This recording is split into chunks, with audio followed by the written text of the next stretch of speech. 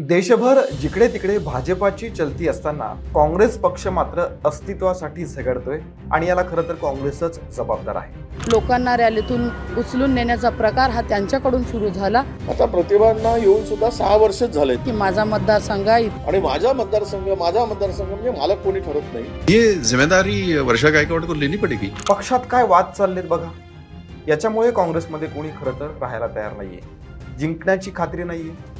शिवाय काँग्रेस नेते आणि निष्ठा यांचा दूर दूरपर्यंत कुठलाही संबंध नाही।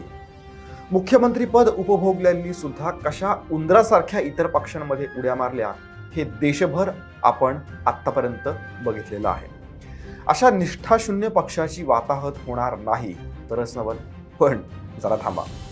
एवढी सगळी सरंजामशाही घराणेशाही सुरू असलेल्या निवडणुकीच्या काळातही सिरियसनेस नसलेल्या अशा काँग्रेस पक्षाला मतदारांनी काही ठिकाणी पुन्हा संधी दिलेली आहे।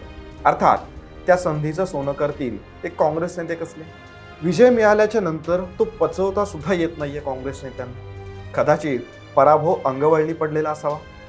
महानगरपालिका निकालानंतर काँग्रेस पक्षामध्ये काय हमरीतुमरी चालू आहे याचं विश्लेषण आपल्याला या व्हिडिओमध्ये करायचं आहे। सो पूर्ण पहा, तुमचंही मत कमेंटमध्ये येऊ द्या आणि चॅनलला सुद्धा सबस्क्राईब करा।